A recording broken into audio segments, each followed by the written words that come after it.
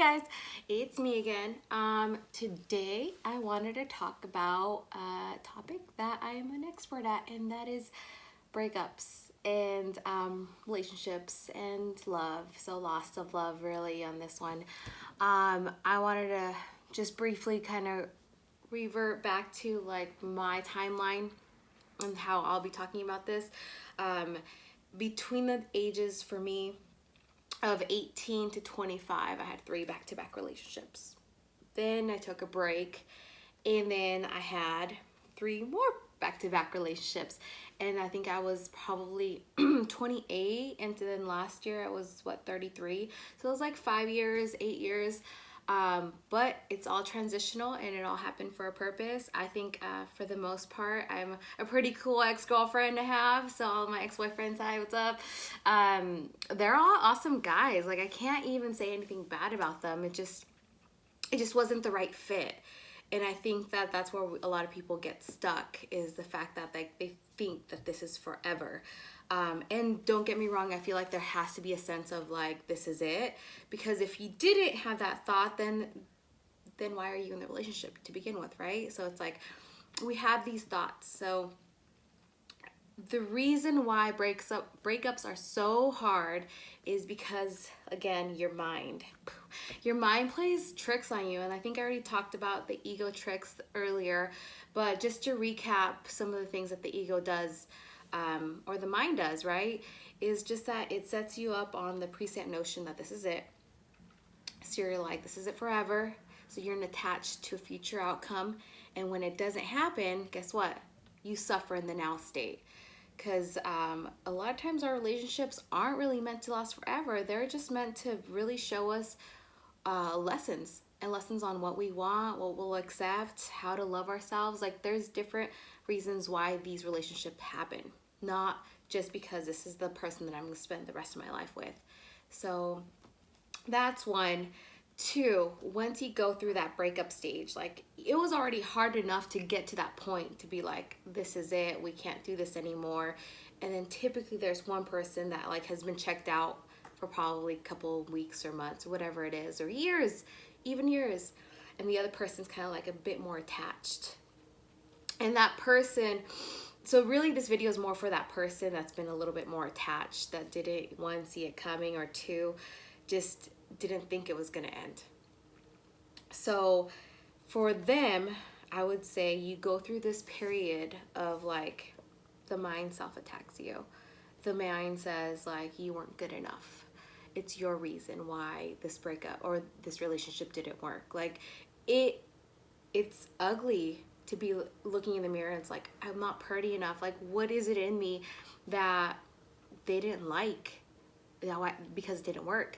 And that's just BS. It's not about you. It wasn't ever about you. And I feel like we do that because there has to be something wrong with us for it not to work. No, it just wasn't the right fit. One of my ex-boyfriends and I would always say, you can't stick a round peg in a square hole. Like you just can't. Like sometimes just people outgrow each other. Like sometimes at one point you guys were both circles, you know? Or you guys were, I don't know. So maybe you guys were both hearts at one time, you know? Like you guys were both hearts. But then like somewhere along the lines, like one person changed into a circle. Like it just happens. People change. There's nothing wrong with that. But you just can't stick that same peg in that. You just can't. It's not gonna work. So at that point, you know, you guys do break up. But it's hard to accept that we've changed, that we're not the same as before. But that's life. Like everything changes. So back to the self-attack. So people self-attack and then they're like, well, something's wrong with me, right? So then they're like, if I change something about myself, if I improve myself, maybe that person will see me and be like, hey, I was wrong. Like, let's work this out again. Let's try this out one more time. So you go through this period of like, I'm going to better myself. I'm going to do better. And they'll eventually want me back. And it just depends. Everybody's a little different. In my past, I've done that. And that's the biggest thing with fitness or health or improvement. It's like you have to come at a place of, I'm doing this for myself, of self-love, not at a place of like, if I do this, hopefully that other person will see me and want me back. Like, that thought in itself is gonna make you suffer, because you have to have no expectations on that other person. Like, your life should be about you and yourself and your love for yourself, not about the other person. And I've seen this, I mean, some of my clients and whatnot, but it's fine. Like, everybody goes through those type of mental limitations. So another reason why breakups are hard is because your mind, again, can't stop thinking about that person. Like, it's normal. You've had this person around for the last, how many weeks, months, whatever it is. Like, you've had them around, so that energy is there. And you still feel the presence sometimes. And your mind's like, oh my God, look at that fry. I can remember that one time he dropped that fry, and then all of a sudden, like, we laughed. Like, your mind will bring you back to a certain moment of like happiness. And again, that's suffering, because it's not true in the present state, but your mind will bring you back. And every single time you think about that person, you're like, oh, I wonder what they're doing right now. It's your mind. Your mind is like the biggest suffering thing in your life. So letting go is probably the hardest part, because your mind won't let you go. Your mind thoughts are there, and you almost can't control it. But if you're aware that, you know, you're not your thoughts, like, let go, be the observer of your thoughts, then at that point you can actually just shut your mind up a little bit and be like, shut up, mind. I'm trying to live my life, my best life here. So another thing, and this is probably more recent than before, is that through social media, and because everybody's on all these platforms, your mind's like, let me see what they're doing. Like, I don't know what it is about the mind that's like, let me stalk them a little bit, because I can't physically see what they're doing, so let me see them through the internet or whatnot. Anything just to get that dopamine release, right? I talked about it earlier. It's like your mind has these happy chemicals, and as long as you get feed into that, you feel a little bit happier. But at the end of the day, when you see them on social media, like, it doesn't really feel happy, but you see them, so you get that dopamine, and you're like, oh, a little high, but then you're like, fuck, like, I'm still sad, I'm still not happy, because I wanted it to work out. Like, I feel like as a person that was genuine in that relationship, there is no reason why you would feel opposite, but you have to understand that God's plan is a lot bigger for you. Like, this just wasn't it, and that's okay. So take me back to a year ago, okay? Last year, I went through my 6th breakup. So 3 back-to-back in my early 20s, 3 in my late 20s, 30s. And in mid of my 20s, it was one of the most painful things, because I went through 3 back-to-back, and then I was like, what the fuck? Like, I gave everything that I had to these people. Like, I did everything. Like, and it was okay because I love them. So I gave. And at the end of the day, it was still the same. Like, I was still empty and sad, and like, it didn't work out the way I wanted it to. And I just got to the point of like feeling the most numb inside and be like, fuck this. Like, nobody's gonna make me feel like this anymore. Like, I went through my dark ages at that point, my dark years. I feel like self-destruction was number one. Like, and I didn't think about it was self-destruction. It was more of like, I'm not gonna feel this way ever again. I'm not gonna let any man make me feel like this ever again. So I did everything and anything just to keep my mind off of all those things that the mind was playing tricks on me. And I drank a lot.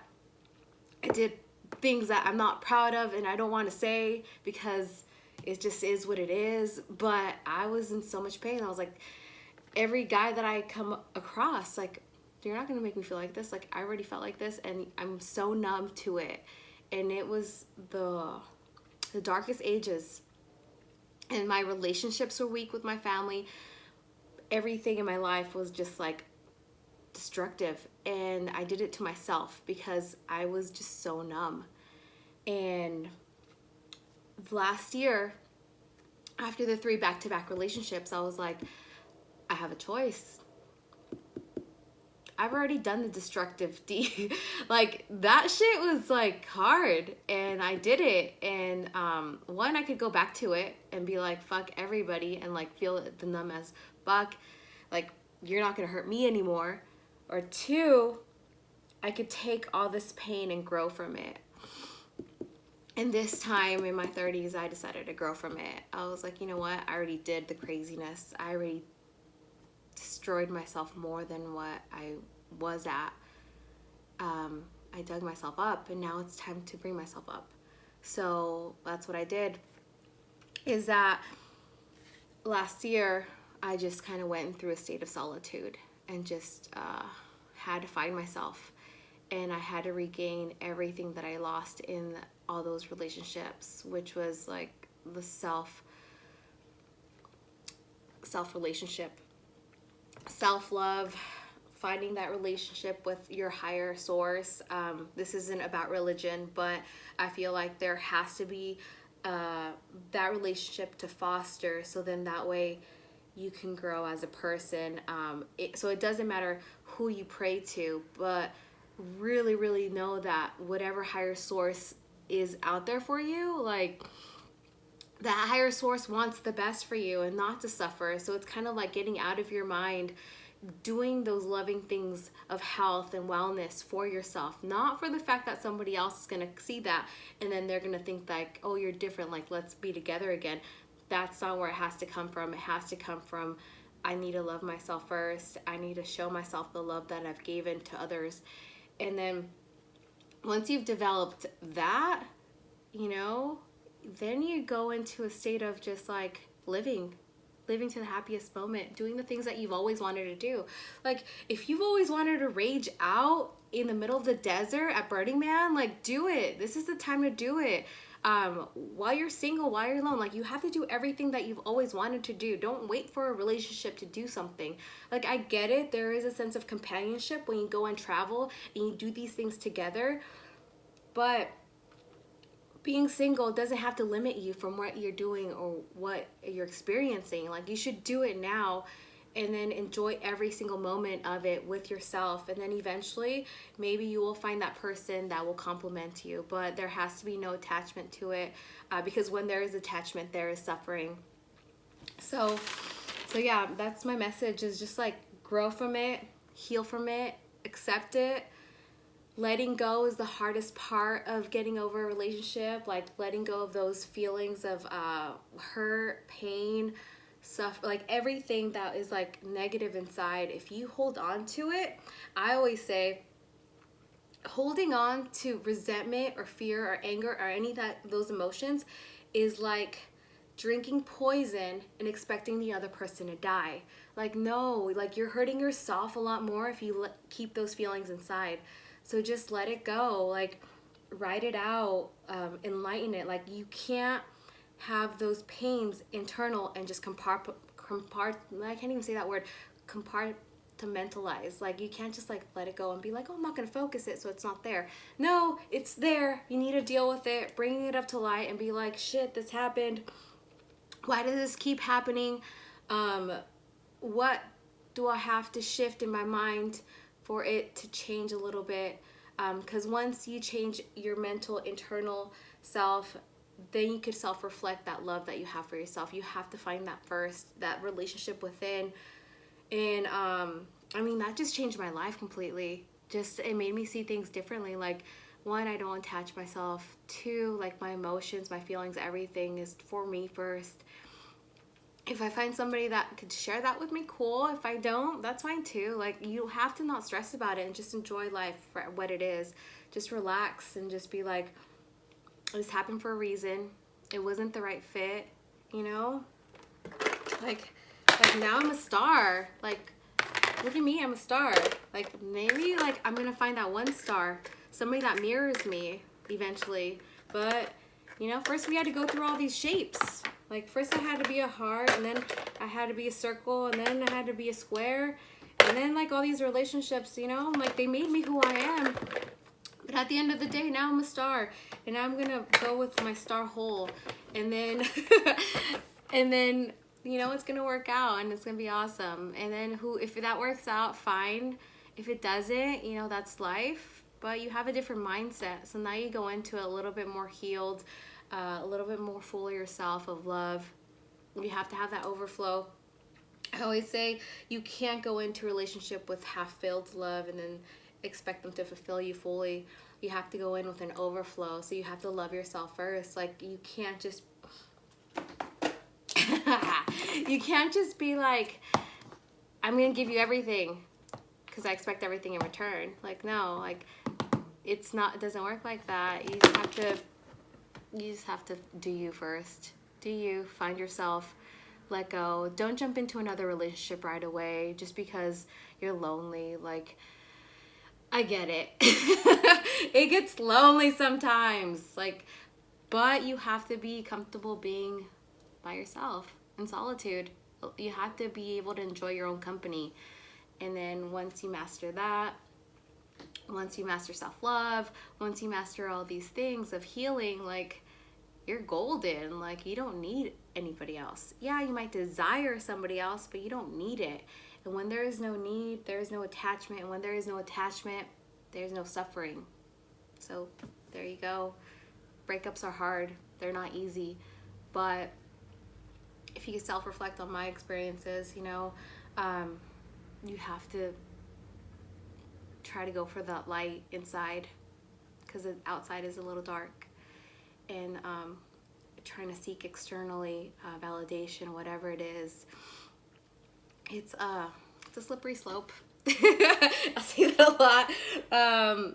Learn from it, let go, love yourself, and know that everything's in God's plan. Like, everything is happening for you, not to you.